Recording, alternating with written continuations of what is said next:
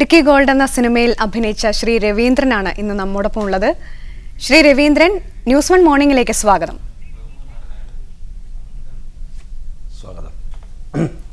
ശ്രീ രവീന്ദ്രൻ, ഒരുപാട് പേർ ഒരുമിച്ച് ഒരു സ്കൂളിൽ പഠിച്ച ഒരുപാട് പേർ വർഷങ്ങൾക്ക് ശേഷം കണ്ടുമുട്ടുന്നു. അവരുടെ കഥയാണ് ഇടുക്കി ഗോൾഡ് പറയുന്നത്. ശരിക്കും സിനിമയുടെ ഭൂതകാലത്തിലെ നായകന്മാർ എല്ലാവരും ഒരുമിച്ച് ചേർന്ന ഒരു അവസരം കൂടിയായിരുന്നു. എങ്ങനെയായിരുന്നു ഇത് എൻജോയ് ചെയ്തത്? വളരെ നന്നായിരുന്നു. എല്ലാവരുടെയും ഒരു നൊസ്റ്റാൾജിയ തന്നെ ഉണ്ടായിരുന്നു. ഈ ആക്ടേഴ്സ് ഞങ്ങളെല്ലാവരും പഴയ സുഹൃത്തുക്കളും കൂടിയാണ്. അതുകൊണ്ട് തന്നെ വന്നിട്ട് ഈ ഒത്തുചേരൽ ഞങ്ങൾക്ക് ഒരു ആഘോഷമായിരുന്നു. ഒരു മുഴുനീള രവീന്ദ്രൻ ചിത്രം എന്ന് പറയാം. കഥ തുടങ്ങുന്നത് മുതൽ അവസാനിക്കുന്നത് വരെ രവീന്ദ്രന്റെ സാന്നിധ്യമുണ്ട്. ഒരുപക്ഷെ തിരിച്ചുവരവിൽ ആദ്യമായിട്ടായിരിക്കും ഇത്രയും നല്ല ഒരു വേഷം ചെയ്തിട്ടുള്ളത്. പ്രേക്ഷകരും അത് വളരെ നന്നായി സ്വീകരിച്ചു എന്ന് തന്നെയാണ് അറിയുന്നത്.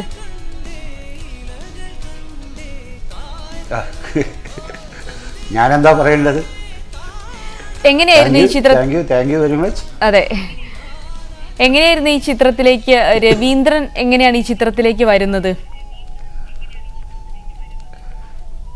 അത് തീർച്ചയായിട്ടും എന്നെ ആദ്യം വിളിക്കുന്നത് ഇതിൻ്റെ പ്രൊഡ്യൂസർ രജപുത്ര രഞ്ജിത്താണ്. അത് കുറച്ച് നാളുകൾക്ക് മുമ്പാണ്, വളരെ നാളുകൾക്ക് മുമ്പ് ചെയ്യേണ്ട ഒരു പ്രോജക്റ്റ് ആയിരുന്നു ഇത്. ഇങ്ങനത്തെ ഒരു കഥ ചെയ്യുന്നുണ്ട്, രവിയേട്ടൻ ഇതിനകത്ത് അഭിനയിക്കണം എന്ന് പറഞ്ഞു. ഞാൻ പറഞ്ഞു വളരെ സന്തോഷമാണ്, ആഷിഖ് കപൂറിൻ്റെ പടമല്ലേ എന്ന് പറഞ്ഞു. അപ്പോൾ ഞാൻ ഈ ക്ലിബോയിന് അതിനൊക്കെ മുമ്പുള്ള പടമാണിത് ആക്ച്വലി ഒന്ന്.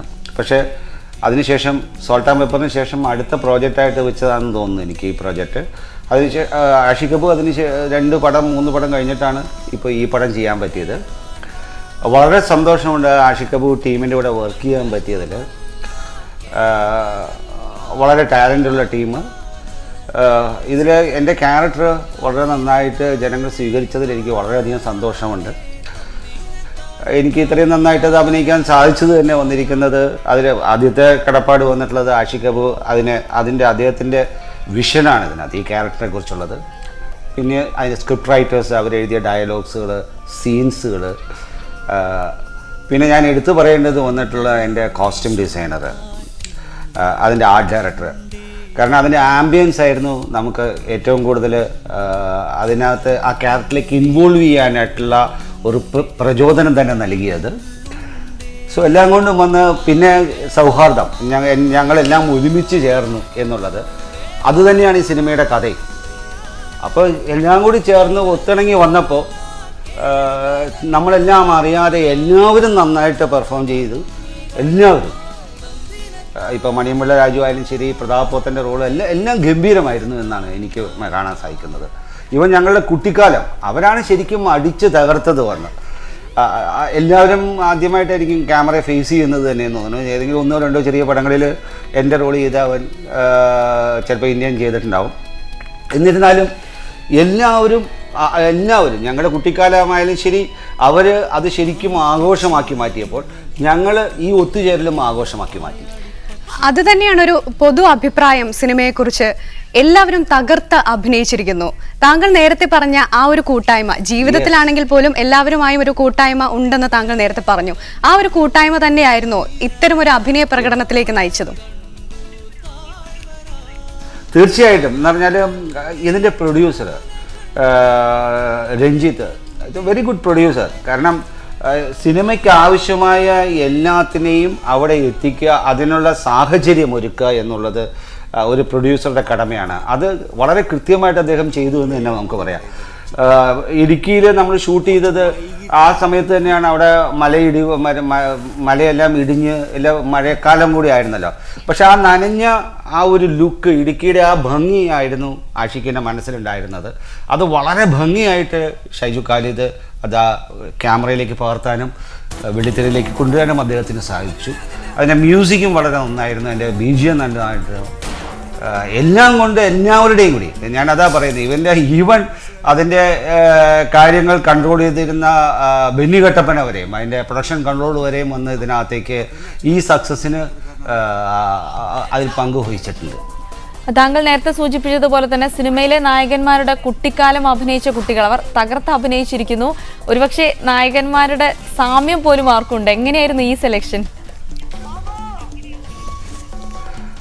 അത് ഓഡീഷനിലൂടെയാണ് ഇവരെ സെലക്ട് ചെയ്തത്. അത് അവർ അഡ്വർടൈസ് ചെയ്ത് ഓഡീഷൻ നടത്തിയാണ് സെലക്ട് ചെയ്തത്. പ്രതാപ് പോത്തൻ്റെ റോൾ ചെയ്തത് എൻ്റെ മകനാണ്. അതൊരു പുതിയ അറിവായിരുന്നു അല്ലേ? അതെ അതെ. അതുപോലെ തന്നെ നേരത്തെ പറഞ്ഞു ഇടുക്കിയെ ഷൈജൂദ് ഖാലിദ് ഇടുക്കിയെ നന്നായി തന്നെ പകർത്തിയിരിക്കുന്നു എന്ന്. ഇടുക്കി എന്ന പ്രദേശത്തിന്റെ സംസ്കാരവും വ്യക്തിത്വവും ഒക്കെ ഇത്രയേറെ വന്നൊരു സിനിമ മുൻപ് ഉണ്ടായിട്ടില്ലെന്ന് തോന്നുന്നു. എങ്ങനെയായിരുന്നു ചിത്രീകരണമൊക്കെ? എവിടെ വെച്ചൊക്കെ ആയിരുന്നു? ഇടുക്കിയുടെ എല്ലാ എന്ന് പറഞ്ഞാൽ ശരിക്കും ഇടുക്കിക്ക് ഒരു നന്മയുണ്ട്, ഒരു നിഷ്കളങ്കതയുണ്ട്. നമ്മുടെ ഗ്രാമീണതയുടെ നിഷ്കളങ്കത, കേരളത്തിൻ്റെ ഒരു നിഷ്കളങ്കത, അത് ഈ സിനിമയിൽ വന്നിട്ടുണ്ട്. അത് നമ്മൾ ആ ഭൂപ്രദേശത്തെ അതിലൂടെ നമ്മൾ പോകുമ്പോൾ തന്നെ നമുക്ക് മനസ്സിലാക്കാൻ സാധിക്കുന്ന ഒന്നാണ്. അതിന് മനോഹരമായിട്ടുള്ള ചില പ്രദേശങ്ങൾ ഇനിയുമുണ്ട്. ഇടുക്കി കേരളത്തിൻ്റെ ഒരു സ്വത്ത് തന്നെയാണ്, ഒരു ഗോൾഡ് തന്നെയാണ്. ഇടുക്കി ഒരു ഗോൾഡ് എന്നും കൂടെ പറയാവുന്നതാണ്. ഇടുക്കി ഗോൾഡ് എന്ന് പറയുന്നത് പോലെ തന്നെ ഇടുക്കി കേരളത്തിൻ്റെ ഒരു ഗോൾഡ് എന്നും കൂടി പറയാവുന്ന ഒരു ഭൂപ്രദേശം തന്നെയാണ്. അത് നേരത്തെ പറഞ്ഞതുപോലെ തന്നെയാണ്. നേരത്തെ കാര്യങ്ങൾ പറഞ്ഞിരുന്നു സിനിമയുടെ ഷൂട്ടിംഗ് ലൊക്കേഷൻ. അതുപോലെ മറ്റൊരു പ്രധാനപ്പെട്ട കാര്യം ചെയ്യുക, ഷൂട്ടിംഗ് ലൊക്കേഷനുമായി ബന്ധപ്പെട്ട് ഒരുപാട് അനുഭവങ്ങളുണ്ടായിരിക്കും. പഴയ സുഹൃത്തുക്കളാണ്, നിങ്ങൾ ഒരുമിച്ച് ചേർന്നു, വലിയ ആഘോഷമായിരുന്നു. ഒരുപക്ഷെ ഈ ചിത്രത്തിലെ പോലെ തന്നെ ചെറിയ കുറുമ്പുകളൊക്കെ ഒപ്പിച്ച് കാണും. അത്തരം അനുഭവങ്ങൾ എന്തെങ്കിലും ഉണ്ടോ? ഇല്ല, ഇതിൽ ഞങ്ങൾ ആ സ്കൂളുണ്ടല്ലോ, ആ സ്കൂൾ ആഷിഖബ് പഠിച്ച സ്കൂളാണ്, ജാമിന് തൊട്ടടുത്തുള്ള സ്കൂള്. അവിടെ ഞങ്ങൾ സുഹൃത്തുക്കളും ആഷിഖബും അവിടെ ഷൂട്ട് ചെയ്യാൻ ചെന്നപ്പോൾ ആഷിഖബ് പറയുകയായിരുന്നു, ഞാൻ ഈ സ്കൂളിലാണ് പഠിച്ചത്. ഇടുക്കിയിൽ ഇങ്ങനൊരു ഷൂട്ടിംഗ് നടക്കാൻ തന്നെ കാര്യം ഇത് അദ്ദേഹത്തിൻ്റെയും കൂടി ഒരു നൊസ്റ്റാൾജിയയും കൂടിയാണ്, സംവിധായകൻ്റെയും കൂടി ഒരു നൊസ്റ്റാൾജിയ ഈ സിനിമയിൽ നമുക്ക് കാണാം. വർഷങ്ങൾക്ക് ശേഷം താൻ പഠിച്ച സ്കൂളിൽ തൻ്റെ പടവുമായിട്ട്, താൻ സംവിധാനം ചെയ്യുന്ന പടവുമായിട്ട്, അവിടെ പഠിച്ച കുട്ടികളെക്കുറിച്ചുള്ള ഒരു കഥയുമായിട്ട് അവിടെ എത്തുന്ന ആഷിഖബുവിൻ്റെ സന്തോഷം, അതിൽ പങ്കുചേരാൻ പറ്റുന്ന ഞങ്ങൾ സുഹൃത്തുക്കളായ നടന്മാരുടെ സന്തോഷം, ഇതെല്ലാം ഒത്തുചേർന്നിരുന്നു ഈ പടം ഷൂട്ട് ചെയ്യുമ്പോൾ. രവീന്ദ്രൻ എന്ന പേരിന്റെ കൂടെ എപ്പോഴും കേൾക്കുന്നതാണ് ഡിസ്കോ എന്നൊരു വാക്ക്. ശരിക്കും രവീന്ദ്രന്റെ സിനിമയിലെ ഭൂതകാലം ഇടുക്കി ഗോൾഡ് ഉപയോഗിച്ചു എന്ന് തന്നെ പറയാം. ശരി, ആ ഒരു കാലത്തിലേക്ക് തിരിച്ചെത്തിയ പോലെ തോന്നിയോ? തീർച്ചയായിട്ടും. ഞാൻ എൻ്റെ ഡിസ്കോ എന്ന് പറയുന്നത് എൻ്റെ ഒരു കോമ്പറ്റീഷനിൽ മീൻസ് ലൈക്ക് ഞാൻ ചെയ്യുന്ന പ്രവൃത്തികളിൽ ഒന്ന് മാത്രമാണെന്ന് മാത്രം കണക്കാക്കണം. നല്ല റോളുകൾ നന്നായിട്ട് ചെയ്യാൻ ശ്രമിക്കുന്ന ഒരാളാണ് ഞാൻ. ആ തരത്തിലും കൂടി എന്നെ കാണണമേ. തീർച്ചയായിട്ടും അങ്ങനെ തന്നെ കാണാം. ചിത്രത്തിലും ഒരു ഡാൻസ് സീനുണ്ട്. ആനയിൽ നിന്നൊക്കെ രക്ഷപ്പെട്ട് അവസാനം രാവിലെ ഉണർന്നെണീക്കുമ്പോൾ സ്വന്തമായിട്ട് തന്നെ ചെയ്തതാണോ? അത് എന്ന് പറഞ്ഞാൽ യെസ്, ആഷിഖബു അതൊരു ഫ്രീക്ക് ഔട്ട് ഡാൻസാണ്. ശരിക്കും നമ്മൾ ആഗ്രഹിച്ച അവിടെ എത്താൻ ഈ ലച്ചൻ രവിയുടെ ഏറ്റവും വലിയ സ്വപ്നമായിരുന്നു വർഷങ്ങൾക്ക് ശേഷം ഇടുക്കി ഗോൾഡിൻ്റെ തോട്ടത്തിലെത്തുക, ആ കഞ്ചാവിൻ്റെ തോട്ടത്തിലെത്തുക എന്നുള്ളത്. അത് രാവിലെ ആനയിൽ നിന്ന് രക്ഷപ്പെട്ട് ഉണർന്ന് നോക്കുമ്പോൾ ആ തോട്ടം കാണുമ്പോൾ ഉണ്ടാകുന്ന അവനിലൊരു ആക്രാന്തമാണ് ഉണ്ടാവുന്നത്. വന്നിട്ട് ഓടി നടന്ന് അവൻ ആ ചെടികളിലുള്ള ആ മണം അങ്ങനെ ആസ്വദിക്കുമ്പോൾ അവൻ അറിയാതെ അവനുള്ളിലുണ്ടായിരുന്ന, അവൻ ചെറുപ്പത്തിൽ അതിനകത്ത് കാണിച്ചിട്ടുണ്ട് അവൻ ഡാൻസ് ചെയ്യുന്നൊരു ക്യാരക്ടറായിട്ട്, ആ ഡാൻസ് പുറത്തേക്ക് വരികയാണ്. അത് ഒരു മ്യൂസിക് അവിടെ ഇടുകയും ഒരു 4-5 മിനിറ്റ് ഞാൻ നിന്ന് ആ മലഞ്ചെരുവിൽ നിന്ന് ഡാൻസ് ചെയ്യുകയായിരുന്നു. അത് ഉള്ളിൽ നിന്ന് അറിയാതെ വന്ന ഒരു പ്രകടനം തന്നെയായിരുന്നു. അത് നൃത്തത്തിലുപരി എന്ന് പറഞ്ഞാൽ നമ്മൾ ആനന്ദത്തിലുണ്ടാവുന്ന, ആഹ്ലാദത്തിലുണ്ടാവുന്ന ഒരു നൃത്തമായിരുന്നു അത്. ആ സിനിമയിൽ താങ്കളുടെ ഒരു ക്യാരക്ടറുണ്ട്, വലിയ റെസ്പോൺസിബിലിറ്റി ഒന്നും ഏറ്റെടുക്കാൻ താല്പര്യമില്ലാത്ത ഒരാൾ, ഇങ്ങനെ ഫ്രീക്കായിട്ട് നടക്കുക. സിനിമ കഴിയുമ്പോൾ പ്രേക്ഷകരുണ്ടാവുന്ന ഒരു ആശങ്ക എന്താണെന്ന് വെച്ചാൽ സദുവിന് ഇനിയെങ്കിലും ആൽബം തിരിച്ചു കൊടുത്തു കാണുമോ എന്നൊരാശങ്കയുണ്ട്. തീർച്ചയായിട്ടും വന്നിട്ട്, പക്ഷേ അതിനു മുമ്പ് തന്നെ ഈ ആൽബം ഇല്ലല്ലോ, അത് പറഞ്ഞുപോയി. മണിയമ്പിള്ള പറഞ്ഞില്ലായിരുന്നെങ്കിൽ, രാജുവിൻ്റെ കഥാപാത്രം വന്നിട്ട് ഈ ക്യാരക്ടർ നിന്റെ തൊലഞ്ഞു എന്ന് പറഞ്ഞില്ലായിരുന്നെങ്കിൽ ആ സസ്പെൻസ് പിന്നെയും നീണ്ടേനെ. കുറച്ച് നാളും കൂടി എന്നെ അന്വേഷിച്ച് ആൽബത്തിനെ അന്വേഷിച്ചുകൊണ്ട് അദ്ദേഹം വന്നേനെ. നൊസ്റ്റാൾജിയ ഒരു ഘടകമാണ് ഈ സിനിമയുടെ. അതുപോലെ തന്നെയാണ് കഞ്ചാവിനെ വർണ്ണിക്കുന്നു, കഞ്ചാവ് ചെടികളുടെ ദൃശ്യങ്ങൾ കാണിക്കുന്നു. അങ്ങനെ ഒരുപാട് അർത്ഥത്തിൽ കഞ്ചാവിനെ നേരിട്ട് പിന്തുണയ്ക്കുന്നു എന്ന തരത്തിലുള്ള ഒരു സാമൂഹിക വിമർശനം നേരിടാൻ സ്വാഭാവികമായിട്ടും സാധ്യതയുണ്ട്. എന്താണ് അതിനോട് പ്രതികരിക്കുന്നത്? തീർച്ചയായിട്ടും അതെല്ലാം നമ്മൾ അതിൻ്റെ വേറൊരു വശത്തെയാണ് നമ്മൾ കാണേണ്ടത്.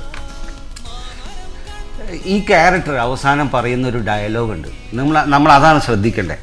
ഇത്രയും ആഗ്രഹിച്ച് ഇത്രയും ആക്രാന്തം കാണിച്ച ആ ക്യാരക്ടർ പറയുന്നത് എന്താ, ഇതൊരു ചെടി, ഇത് നമ്മുടെ ചൊറികണം പോലെയൊക്കെ എന്ന് പറഞ്ഞ് ആ കഞ്ചാവിനെ ഉപേക്ഷിക്കുകയാണ്.